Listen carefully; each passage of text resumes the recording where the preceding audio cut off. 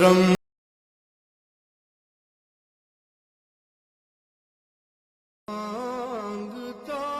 ګرانو مینوالو، زه یم ستاسو ورور ستاسو ملګری ابجي خان د یو نوي ویډیو سره ستاسو مخاطب د نوي ویډیو انشاءالله زموږ نن دا ده چې تاسو ته تاریخي مقامات د سعودي عرب نه وښیو. نور کله خو موږ د کلي د ویډیو نه راځو، خو اوس فلحال موږ په سعودي کې یو، نو سعودي تاریخي مقامات به تاسو ته ښیو. نن زموږ انشاءالله چې کوم پروګرام دی هغه د جدې نه 1600 کیلومیټر کې دی، جبلی موسیء ورته وایي، او موږ خو انشاءالله 1000 کیلومیټر لاره والي ده او تقریبا 500 یا 600 کیلومیټر لاره پاتې ده. نو مونږ به ځو جبلی موسیء ته.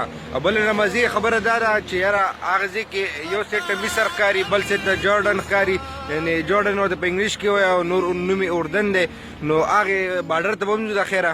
نو زمونږ سره اوسئ. او که جبلی موسیء دې ته وایي چې یاره کوم ځای کې موسی علیه السلام په کومه لار راوتی او په سمندر باندې اختو خپله موسی یعنې لاټھی واچوله او هغې سمندر ورته لارې وکړې، شاته پسې پیرون ور روانو، هغه پیرون چې تباه شو هغه سمندر کې چې کوم موسی علیه السلام وخت نو هغې ته به انشاءالله مونږ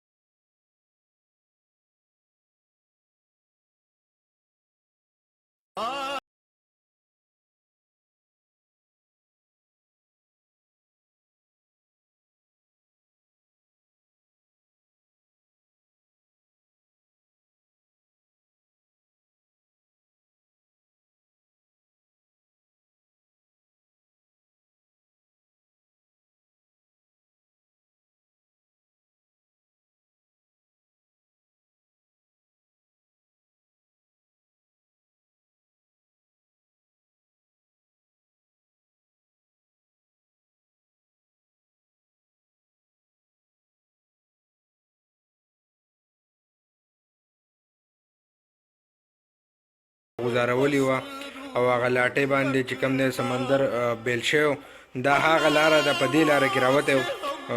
نو زموږ سره اوسئ، موږ به ځو انشاءالله مخکې، او مخکې به تاسو دا لاره ښیو. لاره هم ډېره ماشاءالله ډېره خطرناکه لاره ده یار، او موږ هم به دې انشاءالله موږ هیلو او تاسو مینوالو ته ښیو چې یاره دې لاره کې مخکې به موږ ځو.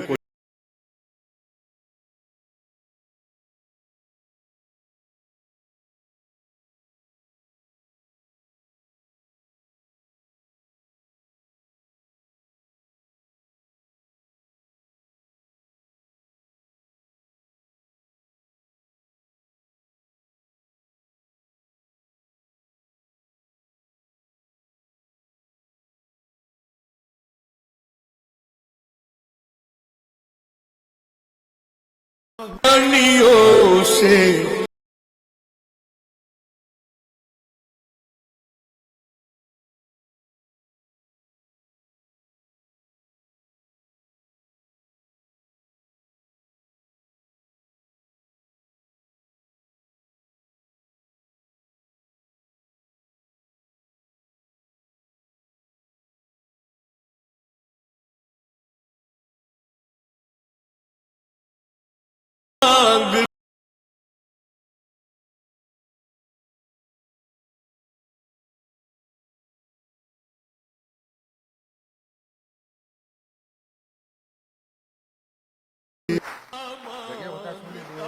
لاره خو ډېره زیاته ده، تقریبا